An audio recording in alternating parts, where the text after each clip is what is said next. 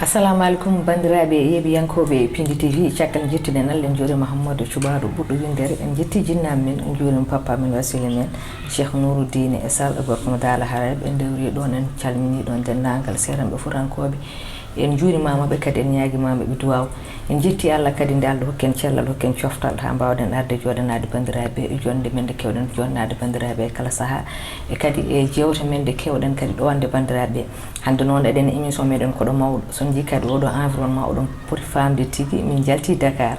hande emin tigui Fouta e Coumbaru jeeyi Yumma jeeyi Baba non hande sen mbi émission koɗo mawɗo eɗen gandi en bismotako ɗo mo wona mawɗo noon ko Allah subhanahu wa taala mawni ɗum woni ko mbiyami ko noon neɗɗo noon so tawi wiyama ko neɗɗo mawɗo tan wona haydara sona golle muɗum e balle muɗum wadde manggu wona e duuɓi ala ko e neɗɗagal koye e golle e balle wadde hande mo joddiɗen ɗo walla jogorɗo ɗo hande wonde koɗo men o bismotoɗen ɗo sen nani mawɗo wona e duuɓi ɗi ala kono noon ko golle ɗe jetti ɗon woni on ko bandiraɗo gorko biteɗo Mamadou Touré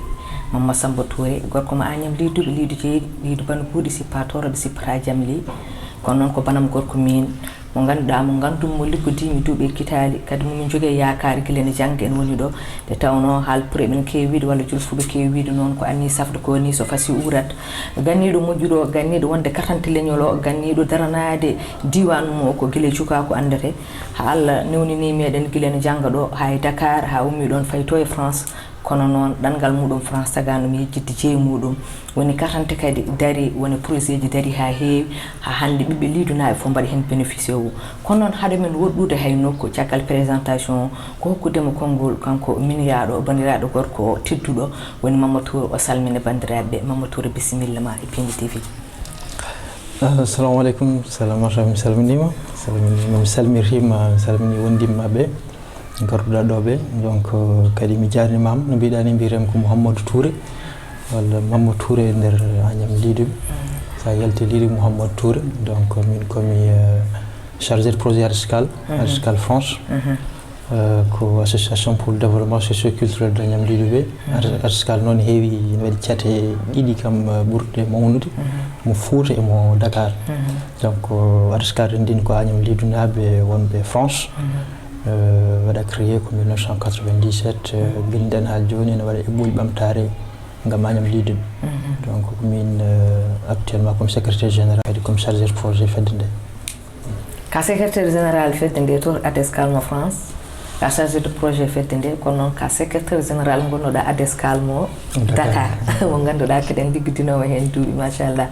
Mamadou seeɗa e parcours ma tan caggal ne jangguɗa ɗo e komin gandi ha gummiɗa ɗo ha no jaruɗa France seeɗa tan e parcours Mamadou ne gartan e projet ji hande ɗi gonɗa ɗi.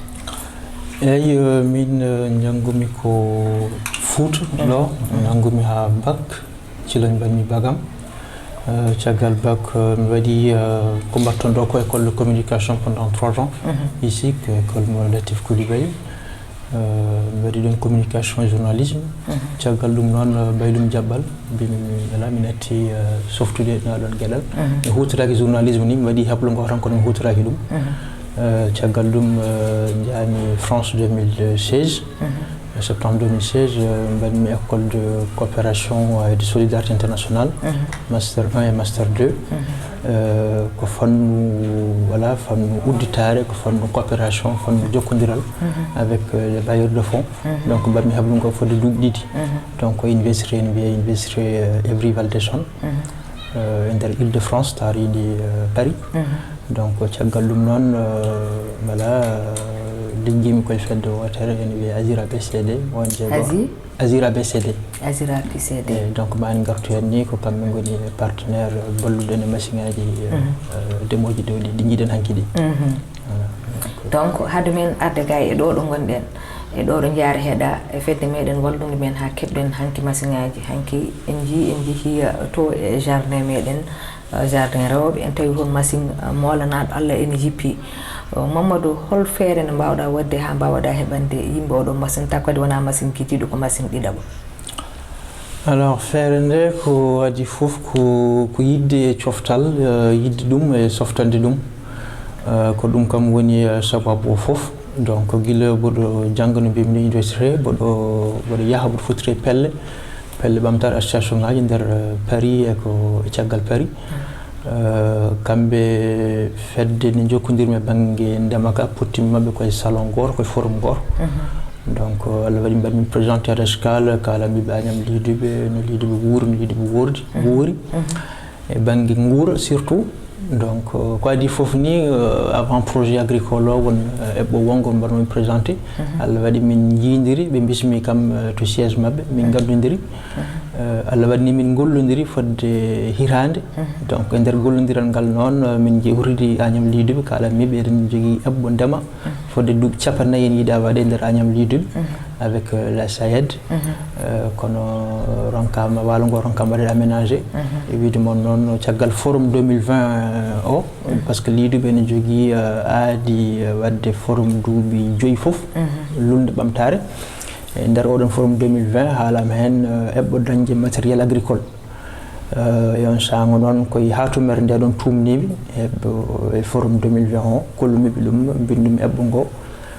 kamɓe noon koɓe haralleɓe yaruɓe banggue ndema saabu ASIRA BCD ɓe keewi ceete e nder France donc Allah waɗi noon jokkodirmi ceetal wuuro Bretagne kollumiɓe haaju o donc guila nden ha joni guila 2021 eɓe daari hen ɓe ballodiri e men ha dañƴen compagnie sucrière sénégalaise hokki en premier tracteur par ce que en ciifnodir convention ciifnodir nandiral hakkude ARSCAL e ASIRA BCD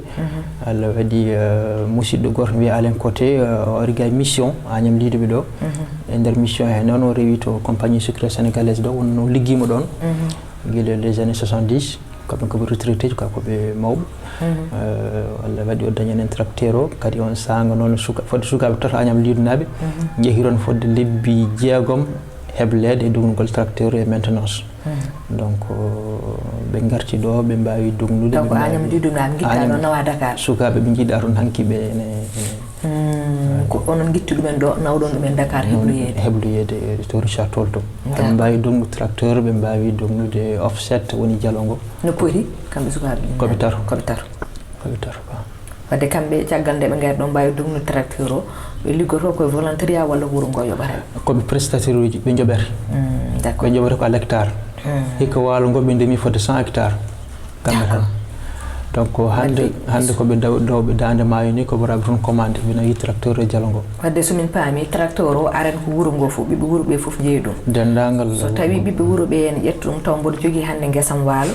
beele mi luwat tracteur o mi yoɓa dognoɓe tracteur ɓe walla mi aranani machine o tan mi yomna dognoɓe tracteur ɓe luwat hectare fof ko ujunnaje 4 20 000 francs voilà tadi tracteur avec offset o jalongo tadi sindori tracteur he kañum remata ene waɗi aussi ko nder chômoir waɗi machine gawowo donc meeɗa yeddo e diwan he rawani o aawi hikka o aawi donc hikka noon o aawi ko fodde 8 hectares donc ko heddi ko offset ɓe mbaɗi ɗum ko demal tal ɓe mbaɗiri ɗum quoi par ce que demal ngal ɓuuri musde e fuutankoɓe offset o ɓe luwirta ɗum ko ujunaji 3 remanma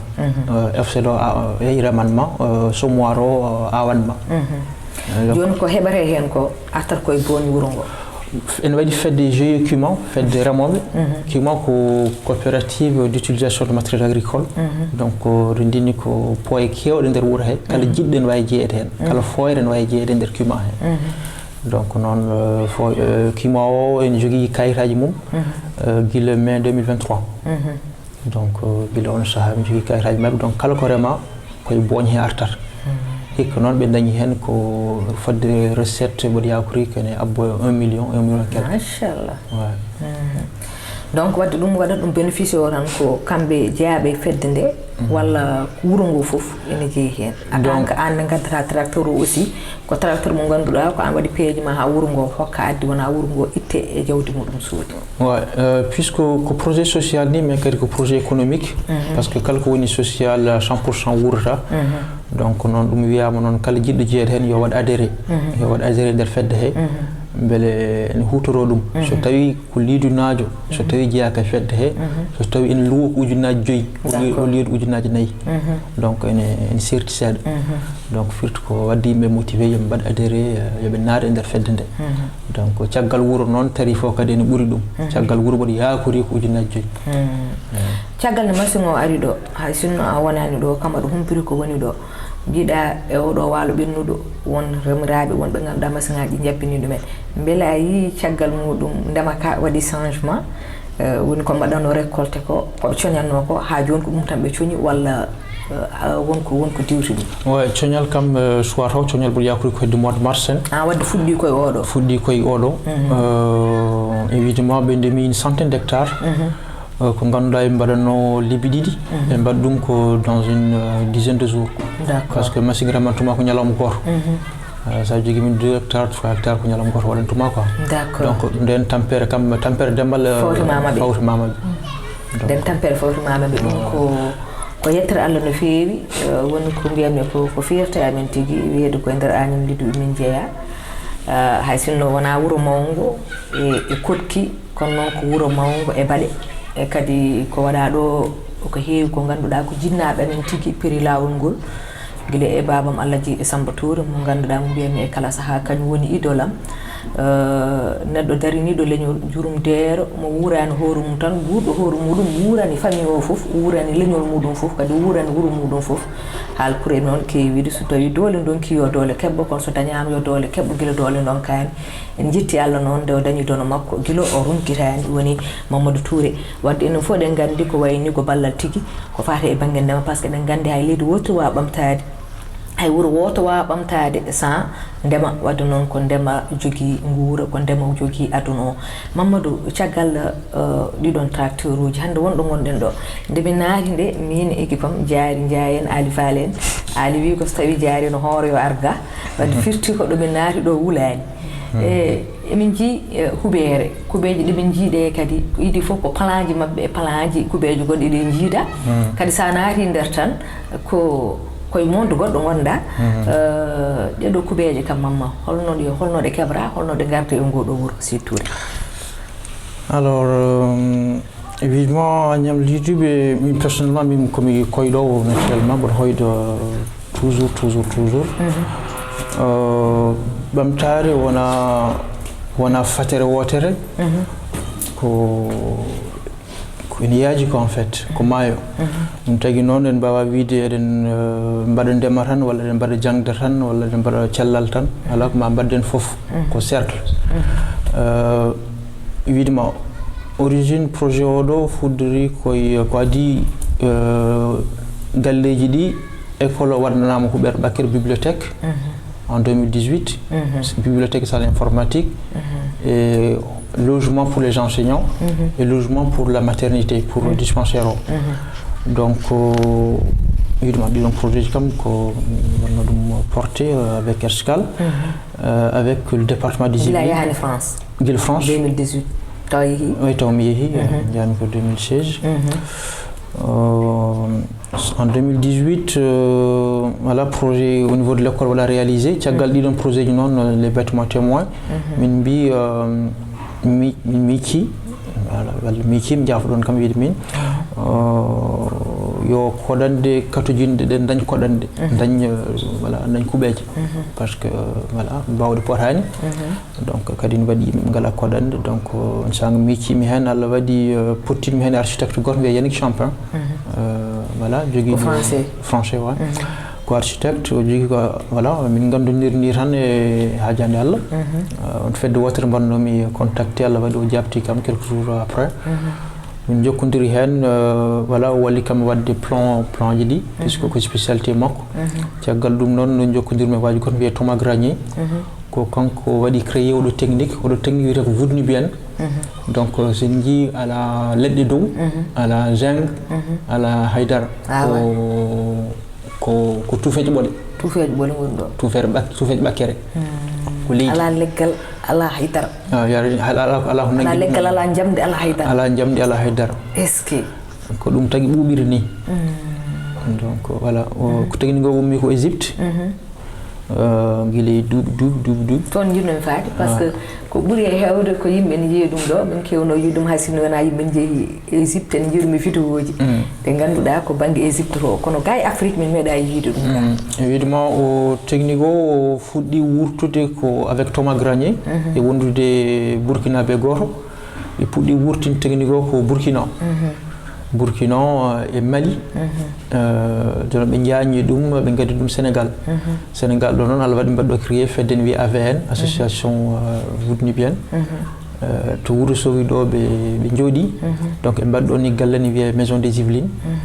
Donc évidemment ko département des Yvelines, département français ne wiye dans le 78 des Yvelines. Ko kamɓe ballitta technique o no waɗiri développé. Donc ummorade 2015 ha joni. Donc évidemment noon caggal ɗum jokkodirɗen e AVN fedde mabɓe wonde ɗo nde ɓe mbaɗani en devis ɓe mbaɗani en foof on ƴewɗen financement. Voilà, guila 2018 de micco projet he Allah waɗi projet waɗi réalisé qu'en 2023. 2023. Ouais, 2023 avec 11 logements, sappo e goo logement. Donc mis galleji kato jinɗi fodde sappo e goo mahana hen. Huɓere fof waɗi ko cuuɗi tati e salle. Cuuɗi tati e salle. E salle de bain mum. Waɗi salle de bain muɗum nder. Suudu wotoro waɗi hen salle de bain. Suudu wotoro. D'accord. So jomum koye welama waɗa salle de bain commune. Waɗa salle de bain commune. Ouais. D'accord. Hade men artude e ma ko wiide tan bandiraɓe ɓeɗo jooɗiɓe ɗo ene duusi men e jonde nde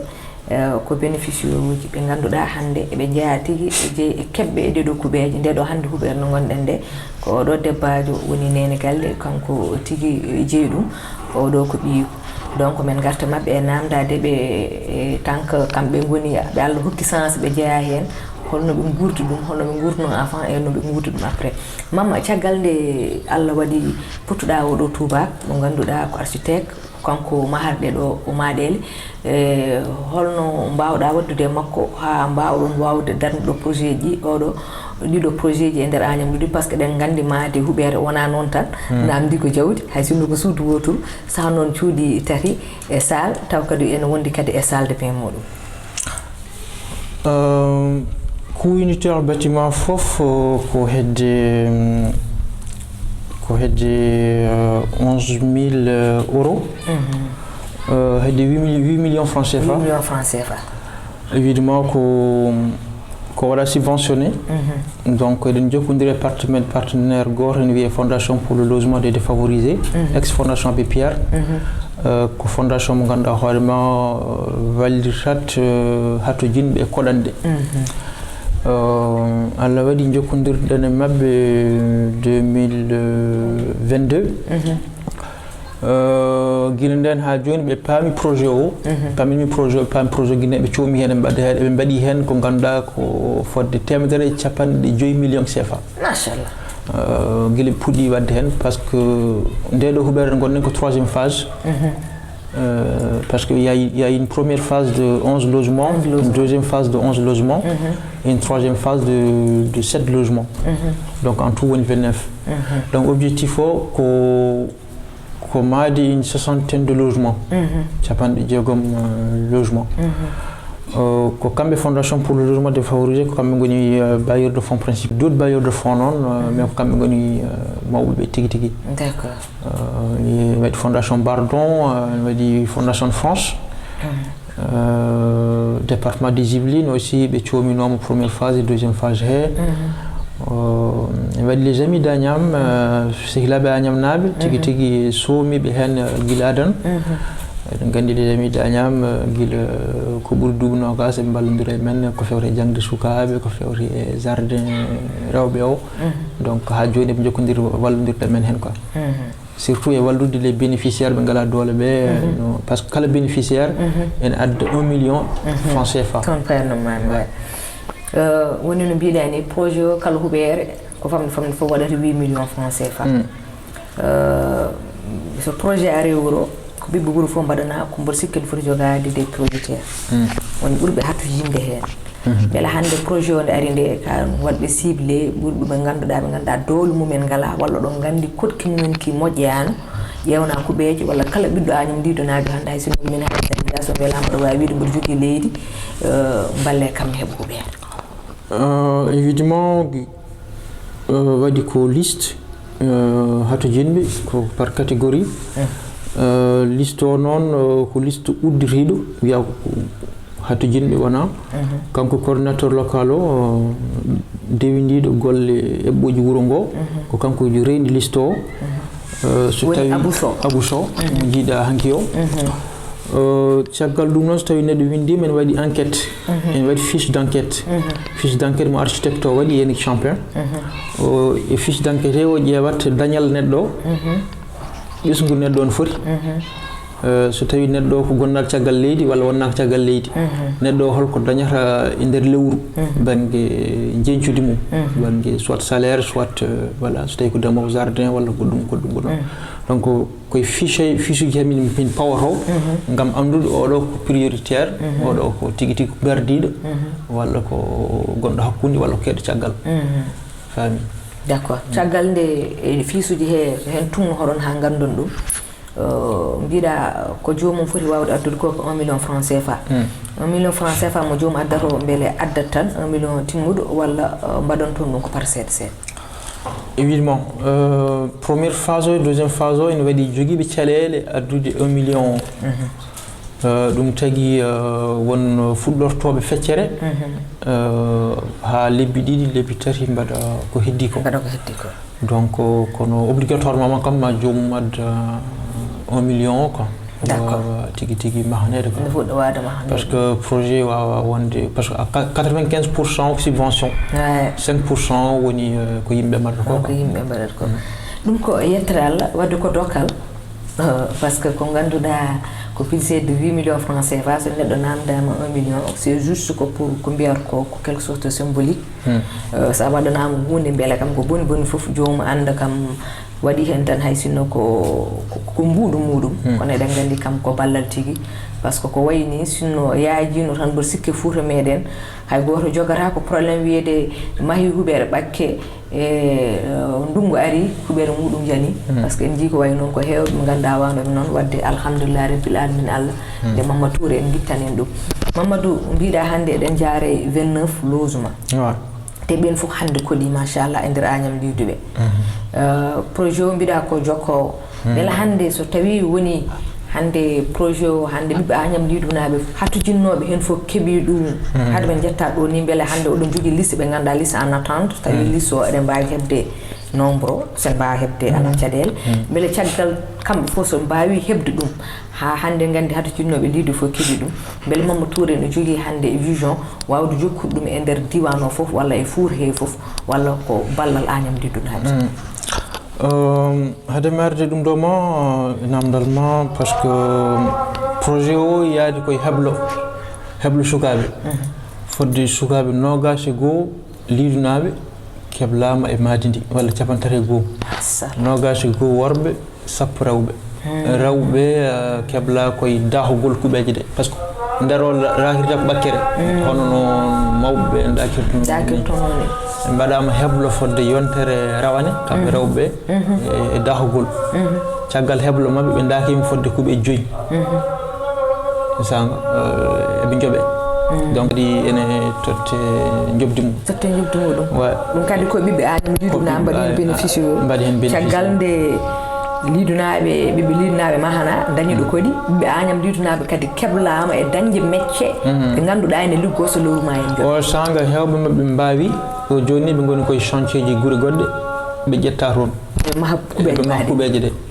donc o saaga eɓe guuri e meccal mabɓe ko ɗum ni ɓuuri hen wonde widema fierté machallah ɗum wadde kon keribuɗo emploi c'est ça ko création machallah création emploi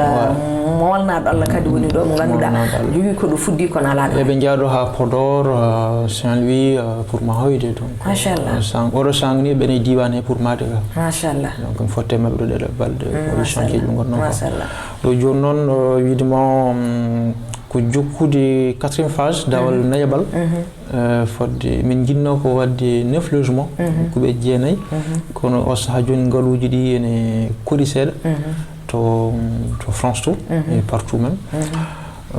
donc so tawi dañama hikka ko 7 logement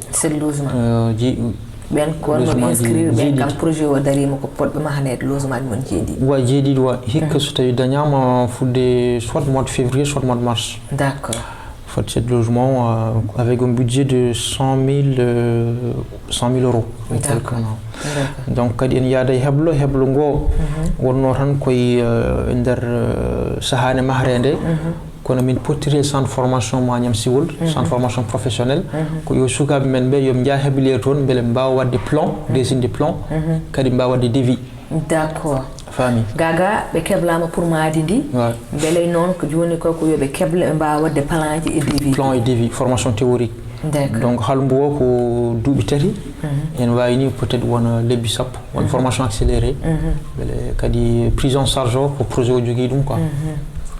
ko jeeya koye plan financier. Donc 100 000 euros ma won 62 millions CFA. 62 millions. Machallah caggal woni ko mbiwami ko beele caggal ɓiɓɓe linna fof tawi hatto jinɓe hen ɓe so kewi so dañi moyeji taw partenaire uji en mbaɗa investir beela jogui vision pour wawde wadde ɗum e groupe waɗde. Évidemment anniyam no mawni anniyam famɗani par ce que won guure goɗɗe kewɗe taariɗi ene namdo holno dañirte mais puisque ko ADSCAL woni porteuse du projet donc wawi tan wonde koye Agnam Liduɓe pour le moment. Mais par exemple, quand on a AFD, Agence française de développement, et bien gandi projet no wodi. Agence française de développement comme jogi coopération française, quelque faire coopération française. Donc et bien gandi projet o do Agnam Liduɓe no wodi projet éco village. Tiagal 4e phase o. ene gasa so tawi ɓe kollitama ɓe mbawa reerdude e yañude projet o nder diwan Agnam walla ko ɓuuri ɗum ni quoi. D'accord. wadde noon ko o yettude Allah no feewi ñaganadema Allah han badɗe juɗɗe e battane moƴƴe naalpore ɓe kewi ni ɓinguel ni o ñagantaki Allah yo mawm ñagante Allah ko yo wuur sella Seydou Touré yalla hebbin hono ma en leñol ngol wira hono ma en wuro ngol ko leñol ngol mbiyanmi par ce que tawi hono ma en dañama e leñol ngol tan ma wot ko walli no feewi nde tawno ɓe kewi wiide so tawi moƴƴata so tawi neɗɗo yeehi walla a ngabbi dokka junngo goɗɗo gonɗo lees o kañum ne ngabba kadi ko ɗum tan woni ballal woni solidarité wallodirde no yimɓe kodiri par ce que ko neɗɗo wawi dañde foof hay sinno ko sumno wawi ñamde kono kotti koko sutura kala mo ala kotki ala cellal wadde kotki ko nécessité e neɗɗo wadde ballo yimɓe no kodiri ballo yimɓe no ndemiri daña ko ñaami on ko ballo leñol tigui yalla juuno ko ma ko wadde eɗen gandi won galleji goɗɗi gonɗi ɗon min ɓenno ha toon pimmo yen ɗum min ummade ɗo ko no mbimi ni bandiraɗo gorko Mamadou Touré ko dokken tan konngol mo ganduɗa kadi ko kanko tigui Allah hokki kadi woni e wawde jeeyede e hebɓe ɗum ɓe kanko woni bénéficiaire o weddo hen konɗi makko nen galle min calminima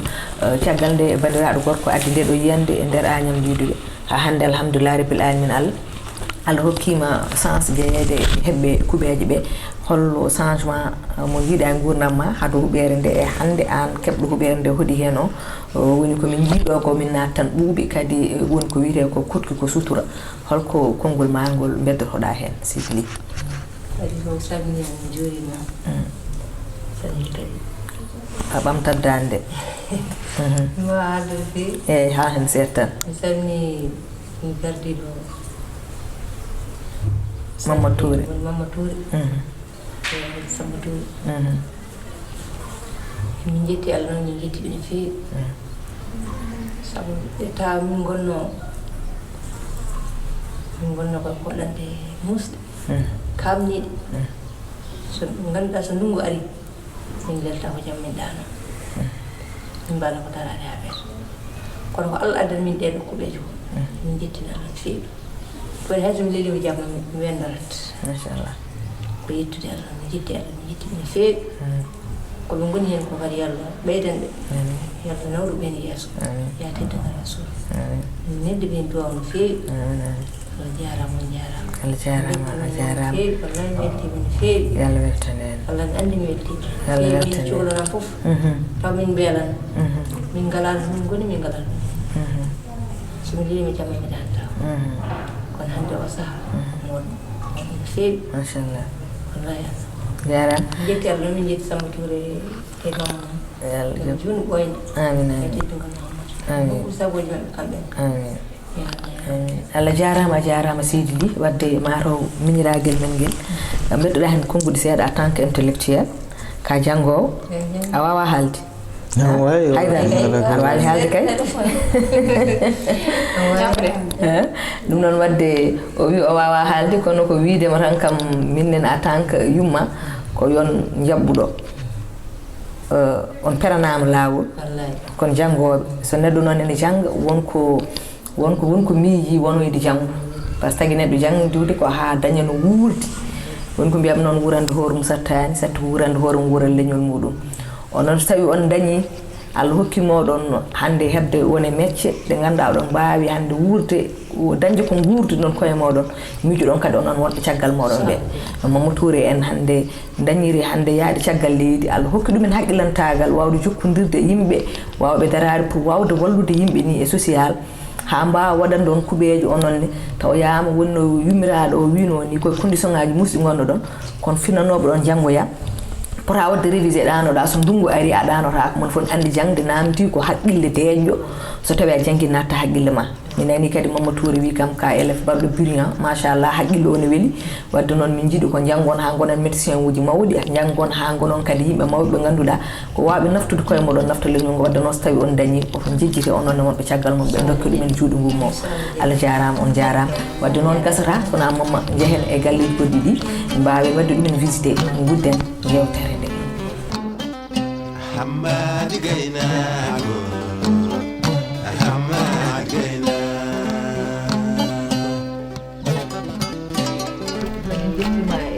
Mamadou galle goɗɗo mo ganduɗa koye projet o jeeya o woni bénéficiaire o donc gasata sona naata kadi kalma en oɗo galle kam ɗo sikki kadi mbeɗo huuɓere ɗum huuɓere no gumɓe ɗen nden waɗi différenciére oɗo ko galle bénéficiaire o wiyete ko Issa Dia ko Agnam Lidindaji donc oɗo logement jeeya koye troisiéme phase gasi koye mois de septembre ɗum ɗo o mois de septembre oɗo plan oɗo ko plan L forme L par ce que terrain makko woni famɗuno donc wala espace mo ganduɗa hoorema waɗade implanté marche bâtiment o foof ɗum tagui architecte mo ɗoɓi fuɗɗano champion mo atelier d' architecture Vivarchi o waɗi oɗo plan machallah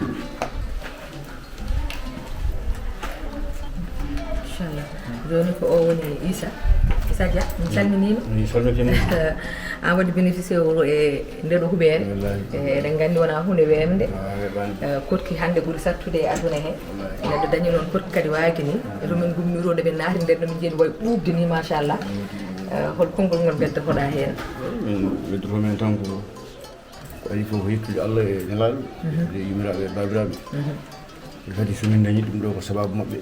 min jetta Allah nde ɗum jetta ɓe feewi quoi kadi Allah junno gurdam mabɓe projet mabɓe o jaar yesso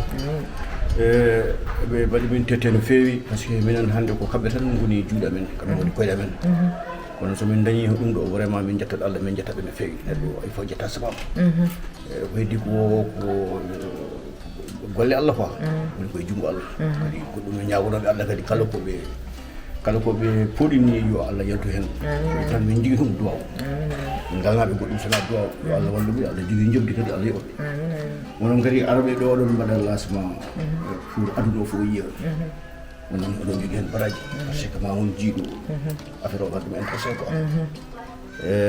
hunde hulɓini quoi par ce que min on ko ganduɗa vraiment somi yiw mumen wawa haalde kadi kewde quoi par ce que remde ɓuwat par ce que ko baɗam ko ɓiyam te kadi konko puusi ha ndeɓi ɗum ɗo o ari hannde omo dari mboɗo yette makko mboɗo yetta Allah no feewi mbo yetta mo heddi ko ɗum woni koye junngo Allah ha yesso ko lawol fa duwa tan min jogui hen jarama an gonnoɗa ko Dakar ɗen kadi Dakar e faaɗede muɗum garen ɗo e Fouta min kam sinno min wonno hay sinno mi ala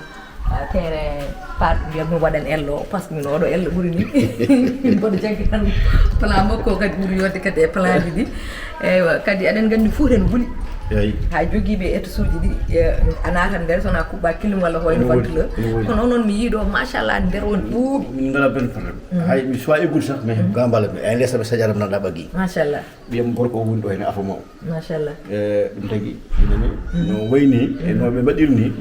min taga jogade himmi wadde ɗum ɗo wallahi ɗum lekki kadi kamɓe mbaɗi min envoyé machallah oɗo lekki koye projet o jeeya quoi o ko min mbaɗi hen pour affaire sababu mabɓe quoi c'est ça andi neɗɗo so yolnima ana hen jonnade ɗum wallahi ɗum machallah Sidia joni kay wadde mbawi nadde cuuɗi ɗi tan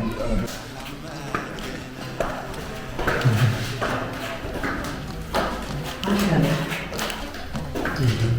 uddit fenêtre o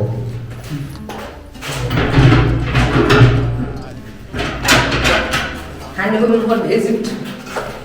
ana ambino fulɓe wonen gummi Égypte min koori jeymane machallah salo machallah machallah waɗi kadi hollanteɗi ɗiɗi toon waɗi courant mo ɗum fof lampaji fof kamɓe mbaddata hen machallah campagne hen wonɓe ɗumen ko fof kamɓe machallah noon ko affaire o e fadde mo wini kadi ɗo ko suudu quoi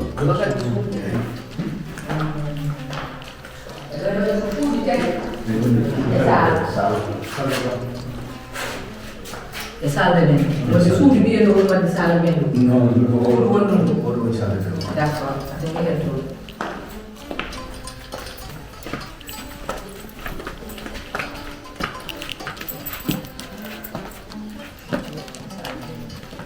an ka waɗi ma ko suudu nayi keɓɗa e sal mais ko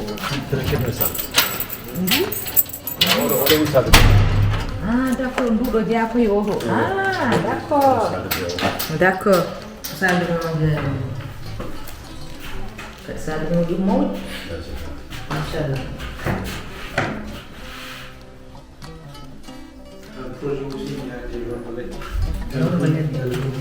ñaggal ɓaare d' accord leɗɗe ɗe bonɗen leɗɗe ko leɗɗe gaddoji ɓuuɓo d' accord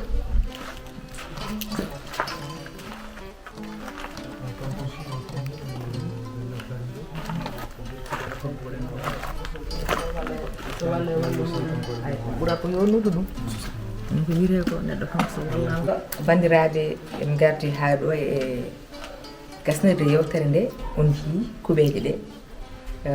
ko wotere ɗiɗi tan e ɗimin kolli on kono wonno wiyani koɗi nogase e jeenayyi 29 kuɓeɗe kadi won jeeɗiɗi gonɗi e lawol ɓe ganduɗa kadi joni jalta kadi hatta ɗon inchallahu rabbi ko yettere Allah tan woni no mbiɗen ni kadi ko fierté am mawɗo so mbaɗa jottono ñande fof e Pine TV mbaɗa yo ko debbo Agnam liiɗo bani kuuɗi sippatoro sippata jamdi hande so yimɓe jeeɓi ɗum ma gandu tigui ko tagui jogimi fierté e wuuro am machallah wadde noon ko yettude Allah e yettude bandiraɗo gorko Mamadou Touré woni koɗo meɗen hande koɗo mawɗo émission men koɗo mawɗo en jii ko waɗi ɗo ko